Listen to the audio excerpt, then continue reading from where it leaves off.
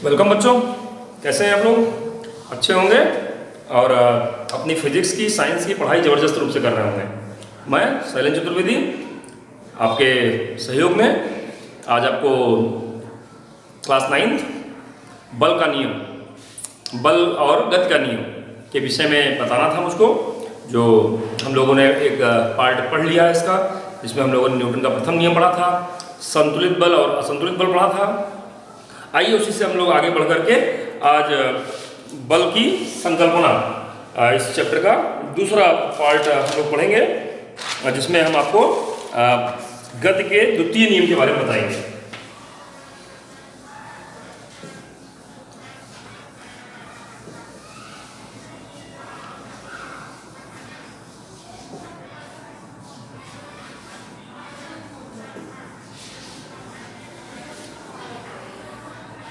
तो जरा गति के द्वितीय नियम में स्टार्ट करूं, प्रारंभ करूं, समझाना शुरू करूं। इससे पहले जरा गति के प्रथम नियम पर एक बार हम लोग गौर करेंगे। गति का प्रथम नियम क्या था कि किसी वस्तु की स्थिति में तब तक परिवर्तन नहीं होता जब तक उस पर कोई बाह्य असंतुलित बल नहीं लगता। इसके लिए बहुत सारे प्रयोग हुए थे, खासकर गैलीलियो का एक प्रयोग था। गैलीलियो ने बताया था कि एक आनत समतल ले लीजिए और इस तरह एक आनत समतल लेकर के उन्होंने इस पर गोली, एक छोटी सी गोली छोड़ी और यहाँ पर एक और उन्होंने आनत समतल लगा दिया। तो ये गोली जब यहाँ से मूव कर रही थी तो उन्होंने देखा कि ये गोली यहाँ जा रही है, आ रही है, फिर यहाँ से यहाँ तक जा रही है। और जब ये थोड़ा सा और झुका दिया तो ये गोली यहाँ तक जा रही थी, अभी यहाँ तक पहुँच जा रही है। और अगर इसको और फ्लैट कर दिया तो ये गोली यहाँ तक पहुँच जा रही है। और अगर ये पूरी फ्लैट हो गई तो बहुत दूर तक यात्रा तय करती है। तो आप समझ सकते हैं कि गैलीलियो ने अपने इस एक्सपेरिमेंट से प्रूफ किया कि कहीं न कहीं कम दूरी जाने के लिए रुक जा रही है, क्योंकि इस पर गुरुत्वाकर्षण बल लग रहा है। गुरुत्व बल के कारण ये नीचे की तरफ इसको रोक रहा है चढ़ने से, इसलिए रुक जा रहा है। अगर इस पर कोई बल न लगे रोकने वाला तो ये चलते चला जाएगा, इसकी स्थिति में परिवर्तन नहीं होगा। अगर गति पकड़ लिया तो गति बनी रहेगी, गति में परिवर्तन नहीं आएगा। तो आप समझ सकते हैं इस बात को कि किसी भी वस्तु की स्थिति में परिवर्तन करने के लिए बाह्य बल लगाना पड़ता है, बाह्य असंतुलित बल लगाना पड़ता है। यही न्यूटन का प्रथम नियम था। तो न्यूटन का प्रथम नियम ये क्लियर करता है कि बल क्या है। तो बल वह बाह्य कारक है जो किसी वस्तु की स्थिति में परिवर्तन करता है। किस रूप में बाह्य कारक है? धक्का या खिंचाव के रूप में। अब आ जाते हैं हम न्यूटन के द्वितीय नियम पर। न्यूटन का द्वितीय नियम क्या है, इस बात को समझने के लिए पहले तो पर्पस समझ लीजिए, क्यों समझा जाए न्यूटन का द्वितीय नियम। तो न्यूटन का द्वितीय नियम इसलिए समझा जाए क्योंकि न्यूटन का द्वितीय नियम जब आप जानेंगे तो बल कितना है। पहला नियम बताया बल क्या है, दूसरा नियम बताएगा बल कितना है। तो बल कितना है इसके बारे में हम लोग बात करना शुरू करेंगे, लेकिन इसको हम बहुत भली बात समझ लें तो इसके लिए एक आपको क्वांटिटी समझनी पड़ेगी, संवेग किसे कहते हैं। आइए जरा कुछ प्रयोगों द्वारा हम समझते हैं कि कैसे काम हो रहा है। तो जैसे कि आपने फुटबॉल का खेल देखा होगा, फुटबॉल में होता क्या है कि जब आप एक प्लेयर किक मारता है वो फुटबॉल दूसरे के पास जाती है, दूसरा फिर किक मारता है तीसरे के पास जाती है, तीसरा किक मारता है चौथे के पास जाती है। तो ये प्रक्रिया अगर आप ध्यान से देखेंगे तो आपको समझ में आना चाहिए कि गेंद की, फुटबॉल की स्थिति में परिवर्तन कब हो रहा है, जबकि कोई उसको पुश कर रहा है, कोई उस पर बल लगा रहा है, कोई किक मार रहा है उस पर। तो पहला नियम तो क्लियर हो गया कि जब किक लगेगा, जब बल लगेगा तभी स्थिति में परिवर्तन आएगा। लेकिन अगर इस बल पर थोड़ा सा और गौर करें, एक हम टेनिस की बॉल ले लें, टेनिस की बॉल ले लें और वो 5 मीटर पर सेकंड से आपकी तरफ फेंकें, और एक क्रिकेट की बॉल ले लें, उसको भी 5 मीटर पर सेकंड से आपकी तरफ फेंकें, दोनों का वेग बराबर है। तो आप जान रहे हो कि टेनिस की बॉल जो होगी, टेबल टेनिस की बॉल होगी, उससे आपको कम चोट लगेगी, और जो आपकी क्रिकेट की बॉल होगी उससे आपको ज़्यादा चोट लगेगी। वेग दोनों का बराबर था, लेकिन चोट उससे ज़्यादा लगी, वह ज़्यादा प्रभावशाली था जिसका द्रव्यमान ज़्यादा था। तो बल का प्रभाव द्रव्यमान डिपेंडेंट होता है, ये समझ आना चाहिए आपको। दूसरी बात आपको बता दूं मैं कि अगर वही क्रिकेट की बॉल 2 मीटर पर सेकंड की वेग से फेंकी जाए और फिर 10 मीटर पर सेकंड की वेग से फेंकी जाए, तो जो सेम मास हो गया, तो अब जो ज़्यादा वेग वाला है वो आप पर ज़्यादा प्रभाव डाल रहा है, अर्थात ज़्यादा बल लगाना पड़ रहा है। तो सीधी सी बात है, बल का प्रभाव अगर हमको समझना है तो द्रव्यमान और वेग पर निर्भर करता है। तो द्रव्यमान और वेग से मिली जुली जो क्वांटिटी बनती है, मिली जुली जो भौतिक राशि बनती है, वो बनती है संवेग। तो आइए समझे? किसी वस्तु पर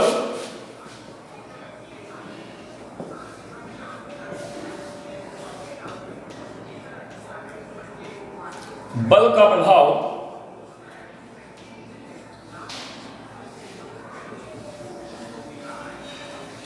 उसके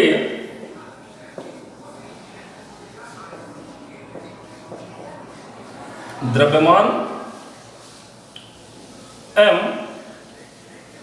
तथा वेग v पर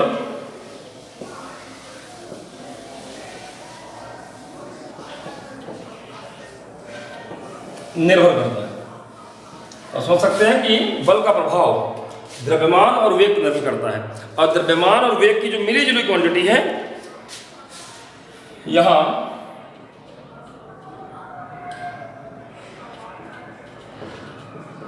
द्रव्यमान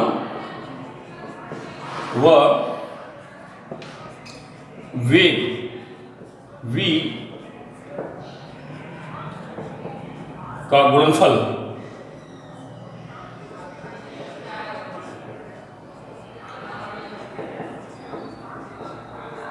रेखीय संवेग P कहलाता है। रेखीय संवेग P कहलाता है। तो आपको समझना चाहिए कि जो बल का प्रभाव है उसका हम लोग आकलन रेखीय संवेग से करने वाले हैं। इसलिए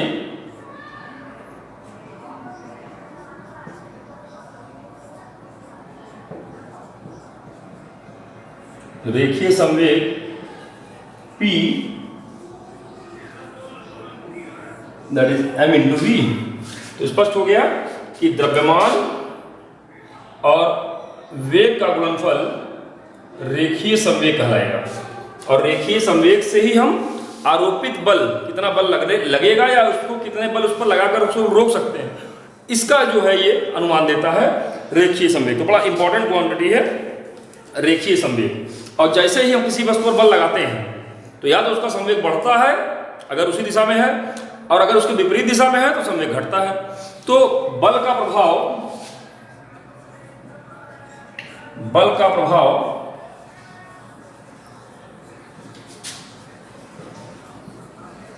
संवेग परिवर्तन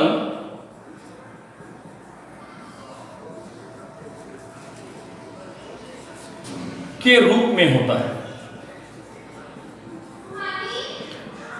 बल का प्रभाव संवेग परिवर्तन के रूप में होता है। ये बात आपको समझ में आना चाहिए। अच्छा, एक बात तो समझ में आ गया कि हाँ, संवेग एक ऐसी चीज है m इंटू वी, जिससे हम किसी वस्तु द्वारा कितना बल लगने वाला है या उस वस्तु पर कितना बल लगेगा, इसका हम लोग अनुमान लगा पाते हैं। एक और बड़ी बात आपको समझ में आनी चाहिए कि जैसे किसी कार को हमें धक्का देना है, उसको हमने धक्का दिया और वो स्पीड पकड़ रही है 5 मीटर पर सेकंड तक। हम अकेले ढकेल रहे हैं 5 मीटर पर सेकंड तक उसको स्पीड पकड़ा रहे हैं, लेकिन पता लग रहा है कि 2-3 लोग और आ गए, 3 लोग हो गए। अब अगर हमें 5 मीटर पर सेकंड की स्पीड पकड़ानी है, उतना ही संवेग करना है, बल हमने बढ़ा दिया तो अब बल बढ़ गया, उतना ही वेग देना है उसको, तो अब समय कम लगेगा। तो केवल बल का प्रभाव संवेग परिवर्तन ही नहीं है, बल के मान बढ़ेगा तो इस काम के लिए समय भी तो कम लगेगा। तो कुल मिला के यहाँ पर बल का प्रभाव संवेग परिवर्तन के साथ साथ समय पर भी निर्भर करता है। पुनः कार के धक्का देने वाले एग्जाम्पल से हम समझ सकते हैं कि बल का प्रभाव समय के समांतराल के व्युत्क्रमानुपाती हुए, कम समय में उतना ही काम हो जाएगा अगर बल ज्यादा हो जाएगा। तो बल का प्रभाव समयांतराल के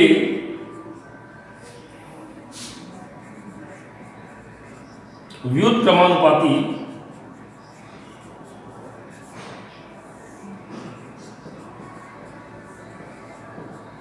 होता है। अब आप देख रहे हैं संवेग परिवर्तन माने डेल्टा पी के रूप में था। ज्यादा बल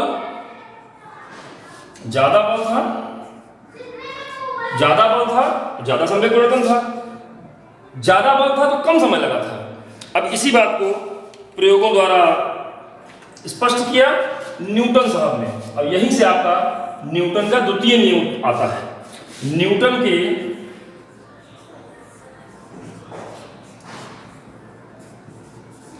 द्वितीय नियम के अनुसार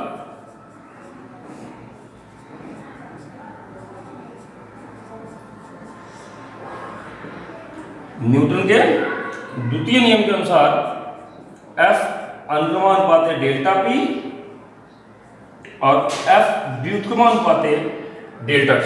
तो यहां से आपको बात समझ आनी चाहिए कि बल अधिक लगा करके हम संवेग परिवर्तन अधिक प्राप्त करते हैं उतने समय में, या उतना ही संवेग परिवर्तन करने के लिए ज्यादा बल लगा करके कम समय में वो अचीवमेंट प्राप्त कर लेते हैं। तो इसको अगर हम कंबाइन करेंगे तो F is equal to K delta P by delta T, जहां K अनुक्रमानुपाती नियतांक है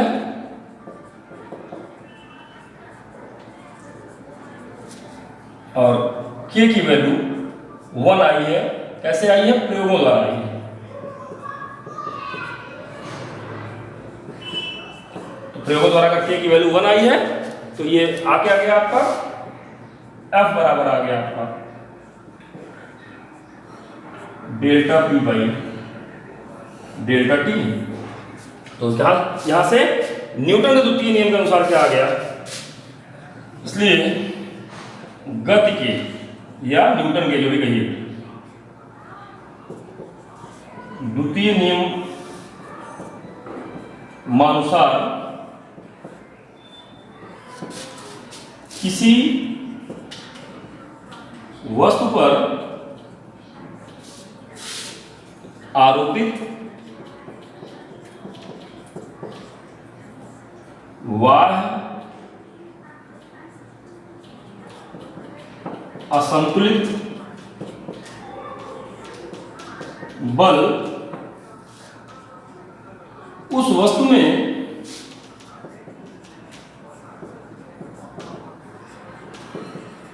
संवेग परिवर्तन के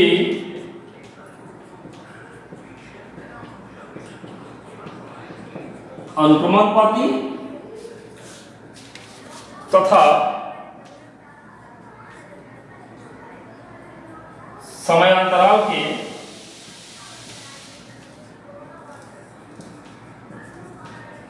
व्युत्क्रमानुपाती होता है।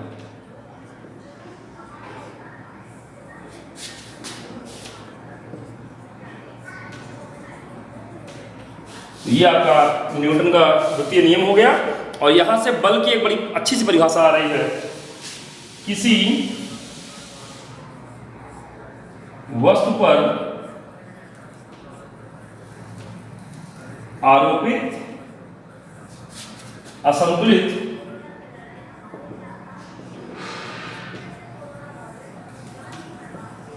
बाह्य बल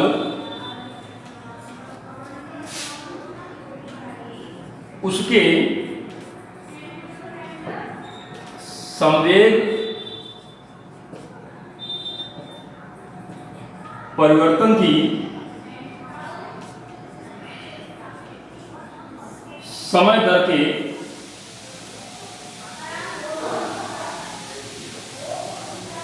बराबर होता है। संवेग परिवर्तन के समय दर के बराबर होता है। ये आपके बल की परिभाषा आ गई और न्यूटन का द्वितीय नियम आ गया। अब आपको बात समझनी चाहिए कि ये तो क्लियर हो गया होगा कि वस्तु पर जो वाह बल है वो कितना होता है और कैसे काम कर रहा है। आइए फिर से हम बात आगे बढ़ाएं आपके लिए। ये तो क्लियर हो गया, F is equal to delta P by delta T।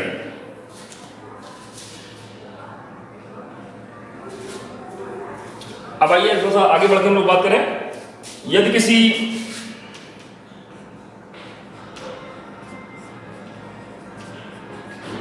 वस्तु पर बाह्य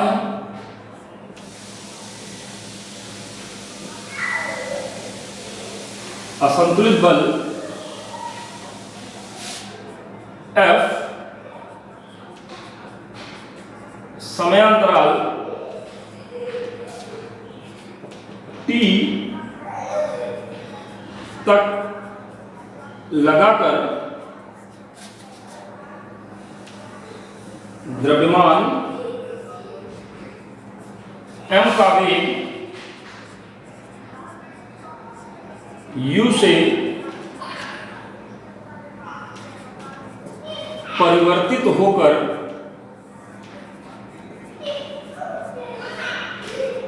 v हो जाता है।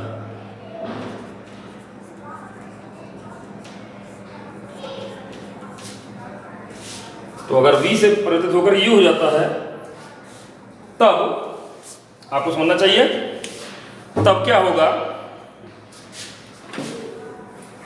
तो इसको भी डाल रहे हैं। अब आप देखें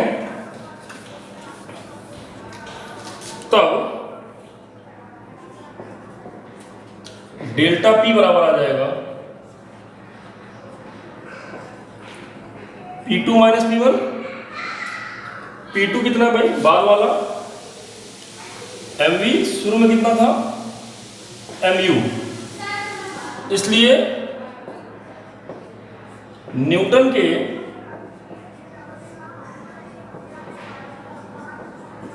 गति के द्वितीय नियमानुसार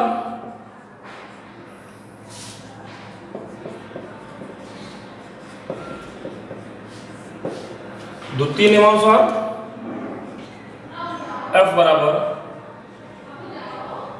delta P by delta T। तो यही F बराबर डेल्टा P की जगह कितना आ गया mv माइनस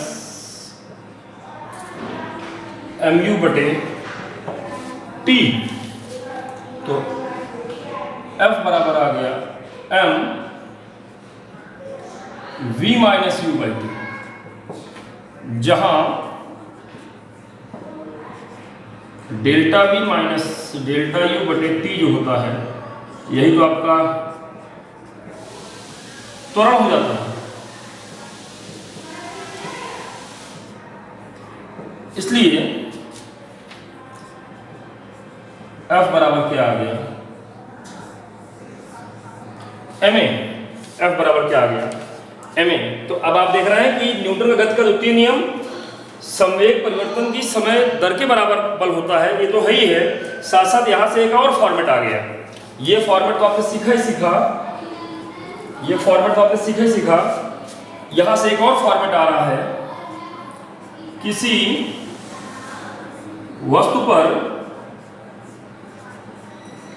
आरोपित बाह्य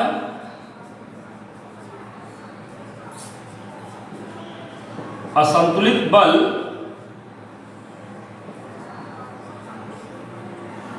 वस्तु के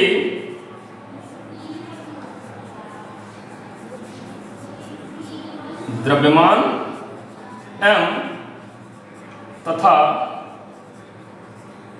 उत्पन्न त्वरण a के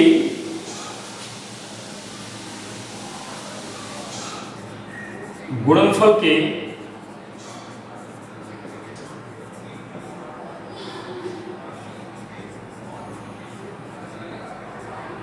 बराबर होता है। तो ध्यान रखना चाहिए कि जो बल होता है वो m इंटू a के बराबर होता है। त्वरण और द्रव्यमान के गुणनफल के बराबर भी होता है। ये बात भी आपके दिमाग में आनी चाहिए और प्रॉपरली समझ में आनी चाहिए। तो उम्मीद है यहाँ तक की बात समझ में आ गई होगी। कुछ बात हम और आगे बढ़ा रहे हैं और यहाँ पर जहाँ दिक्कत आएगी वो आप बताइएगा। चलिए इस फॉर्मेट के बाद अगली बात बोलने चल रहा हूँ मैं, ध्यान देंगे। तो यहाँ से F बराबर ma आ गया। तो अगली बात जरा सीखिए कि अतः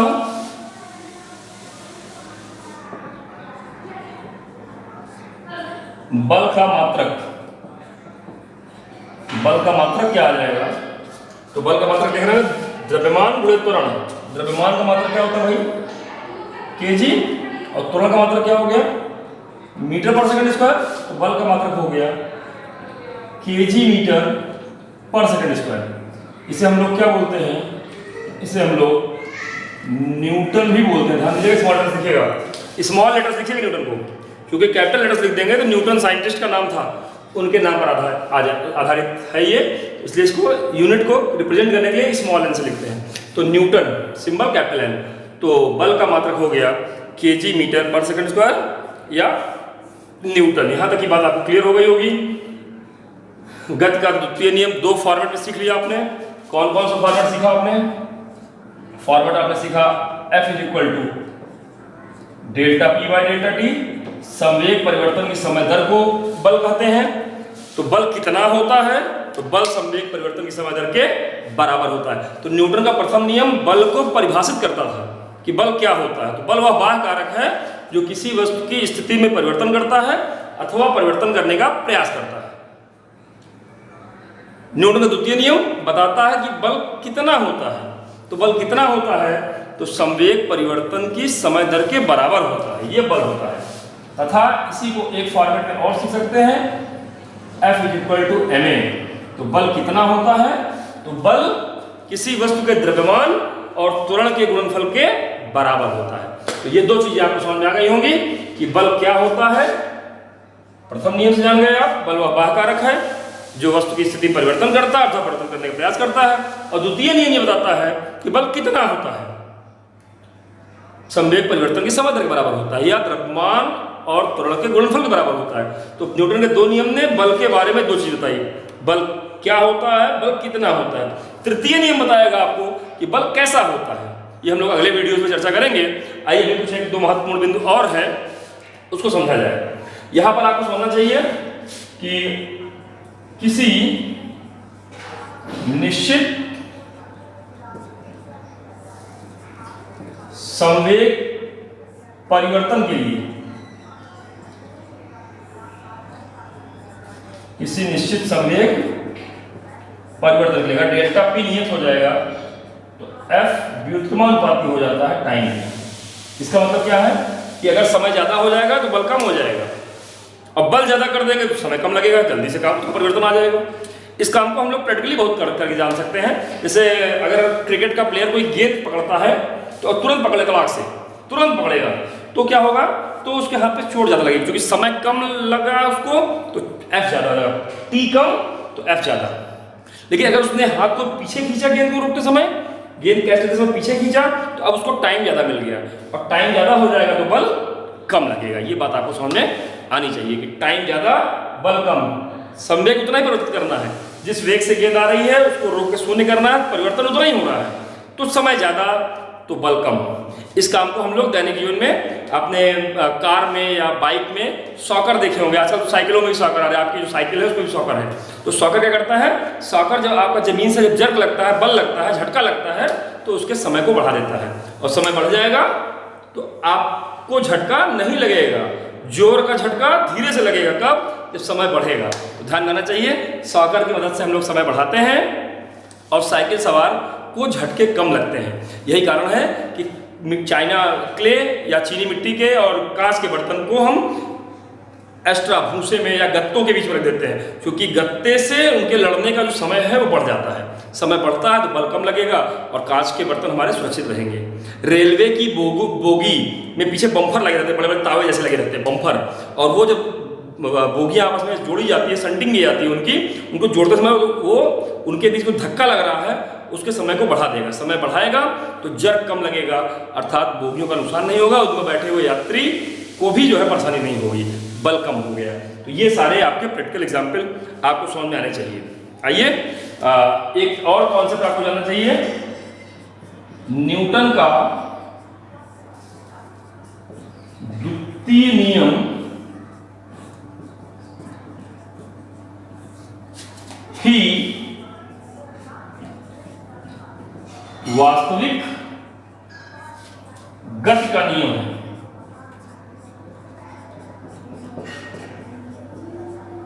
तो इसका मतलब ये होगा कि द्वितीय नियम से हम प्रथम नियम प्राप्त कर सकते हैं, वास्तविक नियम अगर यही है तो चलिए गति के द्वितीय नियम से